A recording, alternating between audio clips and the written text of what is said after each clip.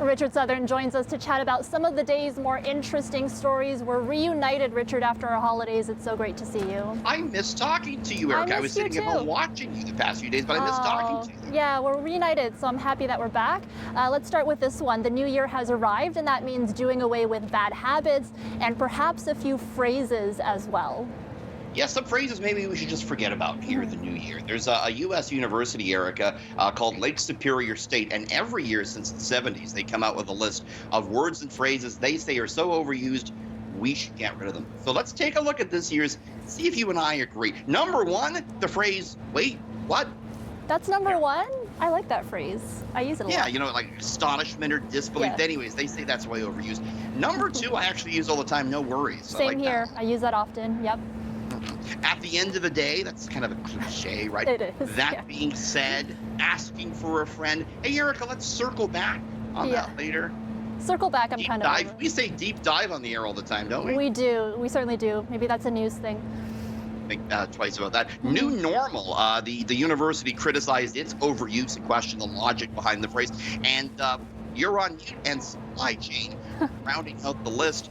Since the 1976, they've been putting out a list. Other words over the past years on this list have been amazing, epic, classic, romance, okay, boomer, and last COVID-19. All of these words that I use probably on the daily, so I don't know, maybe I'm not too hip. Okay, what happens when your name looks suspiciously similar to a highly contagious strain of COVID? Well, one artist is dealing with that reality, Richard. An artist I think who was on your playlist back in the day. Oh yeah. Omicron. I actually think of him often when I say Omicron. I always want to say Omarion. It happens, but It looks like it the way he spells it. It's Omarion now, and he, well-known R&B artist since the 90s. He was in an R&B boy band called B2K. Oh yeah. Anyways, he's worried about people associating him with the new variant. He came out with a funny TikTok video and a great quote. This is the quote of the new year so far. He goes, quote, "I'm an artist, not a variant." Poor Omarion. Went on to say, he said, "Please, if you run into me on the street," he said, Erica, "you don't have to isolate for 5 days." Yeah, you don't need to stay away from Omarion. He's pretty cool, and yeah, he certainly was on my playlist when I was younger. Love him. Okay.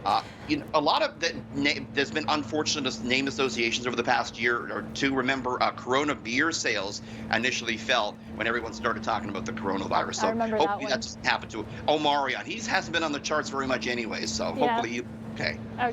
And finally, life will never be the same without Betty White, but one U.S. bar has found a way to keep her legacy alive. Yeah, with beer and with taking care of something she very much loved, and that's animals, Erica. Small town in Wisconsin with a connection to Betty White, who, of course, died last week at age 99, has been honoring her over the years with her own beer. They've been selling this for a while. It's called Blonde Betty. And customers at this bar, the Commerce Street Brewery in Mineral Point, Wisconsin, they've been buying beers for Betty over the years so that if she ever visited, there'd be free drinks for her. And they were keeping track of them on a chalkboard. The brewery says it's still letting people buy beers through January. All the proceeds will be donated to some local animal charities. That was something very close to Betty White. As far as her connection to the town, it's where her late husband, Alan London, was born and is buried. Eric was watching that old SNL that she hosted that they replayed over the weekend. So funny, wasn't it? She was so funny. She was so great. And she was 88, I think, when she hosted SNL, and just on point. So good. Love her. Didn't miss a line, did she? It was incredible. Did not, never. Okay, Richard, thanks so much. And we'll see you again tomorrow. Good to be back. See you tomorrow.